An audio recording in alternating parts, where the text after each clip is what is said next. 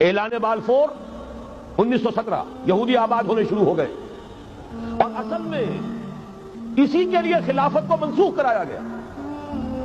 سلطان عبد الحمید، اگرچہ یہ ترکی خلافت جو ہے مرد بیمار کمزور، پھر بھی وہ مسلمانوں والا جذبہ اتنا تھا، انہیں بڑی سے بڑی رشوت پیش کی گئی تھی۔ ظاہر بات ہے یہودیوں سے بڑھ کر رشوت دینے والا کون ہو سکتا، جن کے ہاں ایسے بینکر ہوں جو 40 بلین ڈالر کا ایک چیک لکھ سکے۔ پھر یہ کہ ان پر سیاسی دباؤ بہت ڈالا گیا۔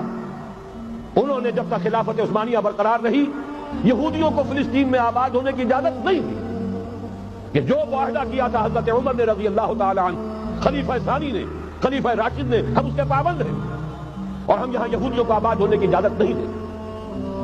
لہذا انہوں نے اس خلافت ہی کا بستر طے کرایا، اس لیے کہ نہ رہے بانس نہ بجے بانسری، نہ مسلمانوں کی وحدت ملی کی کوئی علامت دنیا میں باقی رہے، اور نہ مسلمان کسی مسئلے پر جمع ہو کر کوئی موقف اختیار کر سکے۔ اعلان بالفور کے نتیجے میں آبادکاری شروع ہوئی۔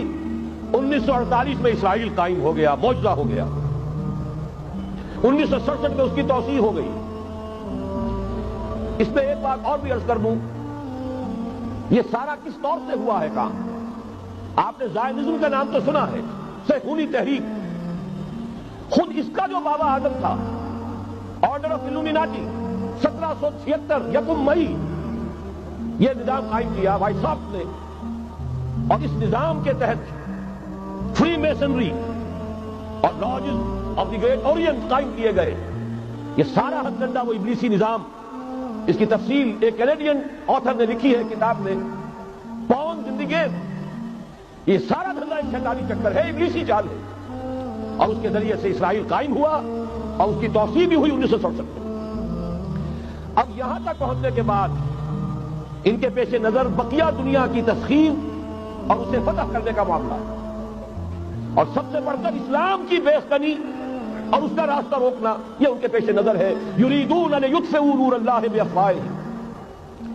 صورت اس وقت کیا ہے؟ یورپ اور امریکہ سے آپ مشرق کی طرف آئیے، پہلے عالم عرب ہے، عرب مسلم ورلڈ۔ مجھے یہ کہتے ہوئے سب دکھ ہو رہا ہے، پورا عالم عرب وہ فتح کر چکے، وہ عرب ممالک کے جو اسرائیل کے ساتھ کسی میز پر بیٹھ کر گفتگو کرنے کو تیار نہیں تھے۔ آپ دیکھ رہے ہیں کہ لائن لگ گئی۔ کبھی صرف انور سادات نے ریکگنائز کیا تھا، پوری دنیا میں شور مچا تھا، اس پر لعنت ملامت ہوئی تھی۔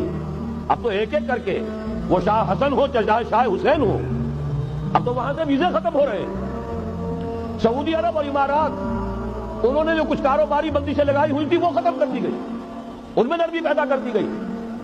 یہ صورتحال ہے کہ واقعتاً ان کی جو عالمی تسخیر کا پروگرام ہے وہ آگے بڑھ رہا ہے، اور بدقسمتی سے امت مسلمہ کا جو قلب ہے، اس امت کا قلب امیین پر مشتمل ہے۔ هو الذی بعث فی الامیین رسولا منہم یتلو علیہم آیاتہ ویزکیہم الی آخر الآیہ۔ حضور بھی امی تھے، انہی میں سے تھے صلی اللہ علیہ وسلم، لیکن آج وہ قلب جو ہے عالم اسلام کا، وہ یہودیوں کے شکنجے میں کسا جا چکا ہے۔ اکثر وہاں کے جو حکمران ہیں امریکہ کے ایجنٹ ہیں، سٹوجز۔ یہ حالات جہاں تک عالم عرب کا تعلق ہے، تلخ حقائق ہے جو بیان کر رہا ہوں، اس لیے کہ آپ کے سامنے رہنا چاہیے۔ یہ جو اقبال نے کہا کہ دنیا کو ہے پھر مار گئے روح و بدن پیش، ابلیس نے پھر اپنے درندوں کو ابھارا، اللہ کو پا کر دیے مومن پہ بھروسہ، ابلیس کو یورپ کی مشینوں کا سہارا۔ یہ دوبارہ ایک بہت بڑے پیمانے پر حق و باطل کا گھمسان کا رنگ پڑنے والا ہے۔ ملاحم کی جو حضور صلی اللہ علیہ وسلم پیشین گوئیاں فرمائی، الملحمۃ العظمیٰ، تاریخ انسانی کی عظیم ترین جنگ جو ابھی آنے والی ہے، اس کو سمجھ لیجیے اچھی طریقے سے کہ اس میں جو قوتیں ایک دوسرے کے مقابل آ رہی ہیں وہ کون سی ہے۔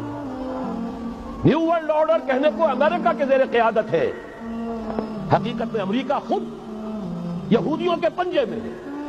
یہ وہی ابلیسی طاقت ہے جو آگے بڑھ رہی ہے۔ عالم عرب کو فتح کرنے کے بعد اب ان کے پاس اگلا عالم اسلام کا حصہ ہے، غیر عرب مسلم ورلڈ۔ ایران ہے، اس کے شمال مشرق میں ترکستان ہے، روسی اور چینی، مشرق میں افغانستان ہے، پاکستان ہے۔ یہ ایک بہت بڑا سالڈ بلاک ہے۔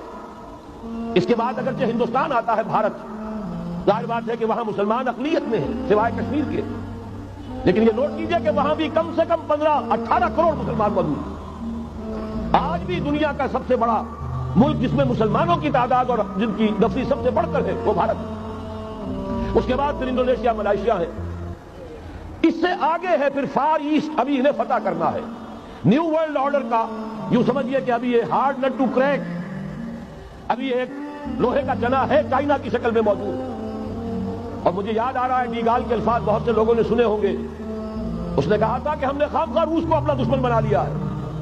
وہ تو ہمارا بھائی ہے وائٹ ریسس, وہ تو بنیادی طور پر یورپین قوم ہے. Beware of the yellow masses of the east, تمہیں گھبرانا چاہیے, تمہیں خبر لینی چاہیے. وہ مشرق بعید کے جو زرد رو لوگ ہیں, China, Indo China, Japan, yellow race. ابھی اس نیو ورلڈ آرڈر کے لیے جو فتح عالم اور تسخیر عالم کا پروگرام ہے, اس میں پہلے غیر عرب مسلمان دنیا اور پھر یہ فار ایسٹ کا خاص طور پر یلو ماسز, یہ ہے کہ جنہیں ابھی انہیں ٹیکل کرنا. اور اسی لیے میں کرنا چاہتا ہوں, حقائق ہمارے سامنے رہنا چاہیے.